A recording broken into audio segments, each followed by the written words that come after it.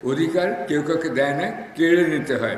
আমি একটু সংশোধন করতে চাই, অধিকারটা কেড়ে না নিয়ে অধিকার আদায় করে নিন। নারীদের অধিকার ছাড়া কি অধিকার পার্টি হতে পারে? আমরা দেউলিয়া হয়ে গেছি, তার ফল কিন্তু আপনারা এখন ভোগ করছেন। আমি মনে করি যে ইউনূস সাহেবকে আপনারা একটা সুযোগ দিন, তিনি দেশে অর্থনৈতিক স্থিতিশীলতা এনে একটি সাধারণ নির্বাচন তিনি দিয়ে দেবেন, তারপরে সবাই সেখানে যোগদান করবে। আওয়ামী লীগ করবে কি না করবে সেটা আপনাদের গভীরভাবে বিবেচনায় রাখতে হবে। ইউরোপ এবং আমেরিকা যদিও গণতন্ত্রের কথা প্রচার করে, কিন্তু তারা একটি পার্টিকে সর্বত্র নিষিদ্ধ করে রেখেছে, সেটা হচ্ছে নাজি পার্টি। আমাদের জানতে হবে কি করে, কেন আপনি যদি গণতন্ত্র চান তাহলে সব পার্টিকেই সবাইকে সমান সুযোগ দিতে হবে, কিন্তু তারা সেই সুযোগ দেয়নি দ্বিতীয় মহাযুদ্ধের পরে। কীভাবে নাৎসি পার্টি নিষিদ্ধ হয়েছিল সেটা আমি অনুরোধ করব আপনাদের সবাইকে পড়াশোনা করতে, জেনে নিতে। সময়ের সংক্ষেপ আমি বললাম না, তবে আমি আজকে ধন্যবাদ জানাতে চাই। এই যে 7ম প্রতিষ্ঠা বার্ষিকী হচ্ছে বাংলাদেশ জন অধিকার পার্টির। একটা পার্টি টিকিয়ে রাখতে হলে 7 বছর কেন 7 মাস টিকিয়ে রাখা সম্ভব নয় যদি বিভক্তি থাকে আমাদের মধ্যে। কিন্তু এখানে একটা গানের কথা মনে পড়ছে, অধিকার, সলিল চৌধুরী লিখেছেন, অধিকার কেউ কাউকে দেয় না, কেড়ে নিতে হয়। আমি একটু সংশোধন করতে চাই, কেড়ে নেওয়া নিয়ে, কেন অনেক সহিংসতা, অনেক রক্ত ঝরেছে আমাদের মধ্যবিত্ত সমাজের মধ্যে।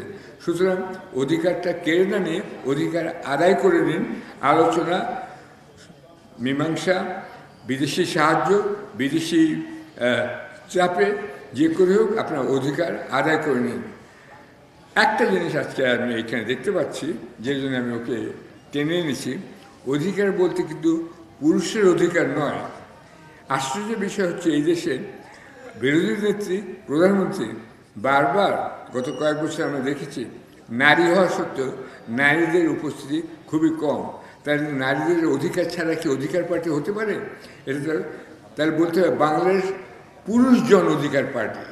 এটা আমি আজকে যারা সম্মেলনের আয়োজন করছেন তাদেরকে আমি বলবো, আপনারা যেন এগিয়ে যান মেয়েদের আনতে।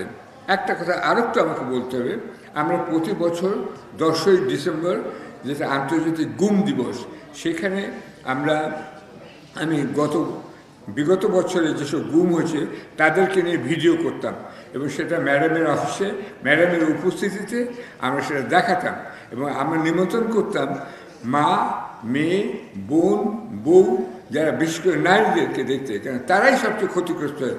যিনি মারা গেছেন, গুম হয়েছেন, তিনি চলেই গেছেন, কিন্তু বাদবাকি তারা কি নির্যাতন, কি দুর্দশার শিকার হন সেটা কেবল তারাই বোঝেন।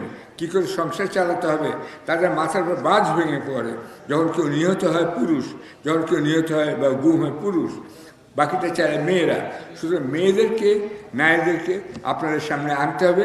আমি কিন্তু সেই প্যারিটি বজায় রাখার জন্য ওকে টেনে নিয়ে এসেছি এখানে মাত্র 2জন আছে, আরেকজন আছে পেছনে। আশা করি এইটা থেকে আপনারা নজর দেবেন, আপনার সামনে এগিয়ে যাবেন। আমি আরেকটা লাইন নজরুলের কবিতাও বলতে চাই, সেটা হচ্ছে, ফেনায় উঠিছে বঞ্চিত বুকে সঞ্চিত অভিমান, ইহাদের পথে নিতে হবে সাথে, দিতে হবে অধিকার।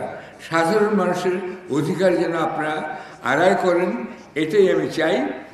নজরুল ডাক দিয়েছেন, কে আছে জোয়ান হওয়া গন, হাকিছে ভবিষ্যৎ, কার আছে হিম্মত। আসতে বলছেন, আপনার হিম্মতের সঙ্গে কাজ করুন, এবং আশা করি আপনারা সফল হবেন। যে দিক নির্দেশনা আমি দিলাম, দয়া করে সেটা আপনারা একটু বিবেচনা করবেন। আমাকে কথা বলার সুযোগ দেওয়ার জন্য অনেক ধন্যবাদ। Thank you.